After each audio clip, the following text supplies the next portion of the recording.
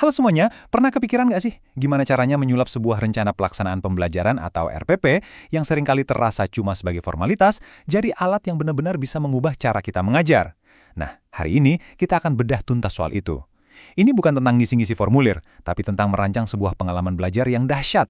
Kita mulai dari pertanyaan yang paling mendasar. Gimana caranya sebuah dokumen yang kelihatannya administratif banget, justru bisa jadi kunci buat membuka potensi maksimal di kelas Anda? Inilah inti dari obrolan kita. Untuk menjawab pertanyaan tadi, bayangin deh, RPP ini kayak sebuah blueprint atau cetak biru arsitektur. Kita bakal bongkar setiap bagiannya, persis kayak seorang arsitek yang merancang bangunan, bukan cuma biar kokoh, tapi juga fungsional dan pastinya inspiratif. Oke, kita langsung masuk ya. Kerangka yang akan kita bedah ini namanya RPP LOKR. Anggap aja ini pendekatan baru yang terstruktur buat ngerancang pembelajaran. Jadi kita nggak cuma mikirin apa yang diajarkan, tapi juga kenapa ini penting dan gimana cara terbaik buat menyampaikannya. Jadi, LOKR itu singkatan dari apa sih? Gampang kok. Ingat aja 4 kata ini. Literasi, orientasi, kolaborasi, dan refleksi. 4 langkah inilah yang bakal jadi tulang punggung dari seluruh proses belajar di kelas. Nanti kita bakal lihat gimana keempatnya bekerja secara nyata. Gini, setiap proyek konstruksi yang hebat itu kan pasti dimulai dari survei lahan dulu ya kan? Nah, dalam dunia pengajaran, lahan kita itu adalah para murid. Jadi fase pertama dari cetak biru ini adalah soal memahami siapa yang kita ajar. Ini fondasinya.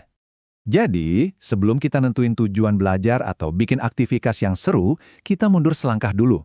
Kita identifikasi kesiapan belajar murid kita kayak gimana.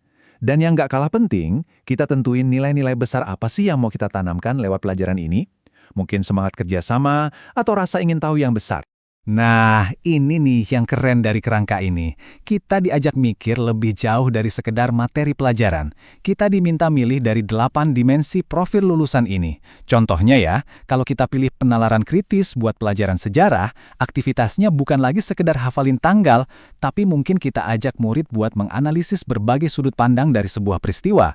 Jadi pelajarannya nyambung ke pengembangan karakter mereka. Setelah nentuin dimensi karakter, kita kasih bingkainya pakai salah satu dari 5 topik panca cinta ini. Ini bikin pelajaran jadi punya konteks yang kuat. Misalnya pelajaran sains tentang ekosistem, bisa banget kita bingkai dengan topik cinta lingkungan. Materinya jadi jauh lebih relevan dan terasa penting buat mereka. Oke, fondasinya udah kuat, sekarang saatnya kita gambar denah detailnya. Di fase inilah kita benar-benar merancang struktur dan alur pelajaran kita, dari A sampai Z. Ini adalah inti dari desain pembelajaran kita. Dan ini tuh lebih dari sekedar daftar kegiatan loh ya. Di sini kita secara sadar merancang semuanya. Metode apa yang mau dipakai, gimana nanti murid akan berkolaborasi, sampai alat-alat digital apa yang bakal mendukung prosesnya. Semuanya direncanakan dengan sengaja. Coba dilihat, lengkap banget kan kerangka ini? Kita jadi kepikiran, gimana ya murid bakal kerja kelompok nanti? Suasana kelasnya mau dibikin kayak gimana? Dan gimana caranya teknologi bisa jadi alat yang benar-benar berguna buat memperdalam pemahaman mereka, bukan cuma sekedar hiasan. Yuk kita lihat contoh cepat pemanfaatan digital. Di awal pelajaran, kita bisa pakai video atau animasi pendek sebagai stimulus. Tujuannya, buat memancing rasa ingin tahu mereka, biar langsung nyantol dari menit pertama. Selanjutnya, teknologi bisa kita pakai buat fasilitasi riset. Jadi daripada cuma dengerin kita ngomong, murid kita dorong buat aktif mencari informasi sendiri. Ini kan bagus banget buat ngebangun kemandirian dan keterampilan riset mereka. Dan akhirnya, kreasi. Teknologi memberdayakan murid untuk jadi pencipta. Mereka tidak cuma mengonsumsi informasi, tapi juga memproduksinya kembali dalam bentuk baru. Ini cara yang ampuh banget buat nunjukin kalau mereka beneran paham. Oke, blueprint sudah siap, sekarang saatnya membangun.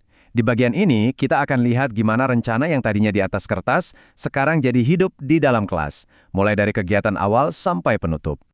Nah, ini dia jantung dari pelajaran kita, model LOKR beraksi. Pertama, literasi, murid memahami informasi dasarnya dulu. Lanjut ke orientasi, mereka menghubungkan informasi itu dengan dunia nyata. Terus, kolaborasi, saatnya mereka kerja bareng dalam kelompok. Dan terakhir, refleksi, di mana mereka mikirin lagi apa dan gimana cara mereka belajar. Alurnya dapat banget kan? Rapi dan sangat logis. Pelajaran itu jangan selesai gitu aja pas bel bunyi. Template ini ngingetin kita betapa pentingnya kegiatan penutup. Salah satu teknik yang keren banget itu namanya exit ticket. Cuma satu pertanyaan singkat sebelum murid keluar kelas, tapi ini bisa ngasih kita gambaran cepat tentang pemahaman mereka hari itu. efektif banget. Sebuah bangunan kan nggak lengkap tanpa inspeksi akhir ya kan? Begitu juga dengan pelajaran. Gimana caranya kita tahu kalau tujuan kita tercapai? Nah, bagian ini adalah tentang asesmen yang bermakna. Nah, slide ini dengan jelas memetakan 3 jenis asesmen. Pertama, asesmen awal yang kita lakukan sebelum pelajaran dimulai buat tahu modal awal murid kita. Lalu ada asesmen proses, ini terjadi selama pelajaran, fungsinya sebagai umpan balik biar kita bisa langsung perbaiki.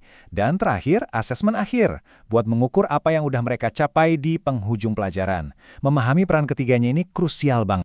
Oke, kita sudah sampai di akhir. Penting banget buat kita ingat bahwa RPP Elocure ini lebih dari sekedar dokumen yang harus diisi. Ini adalah sebuah filosofi, sebuah cara berpikir baru tentang bagaimana merancang sebuah pengajaran.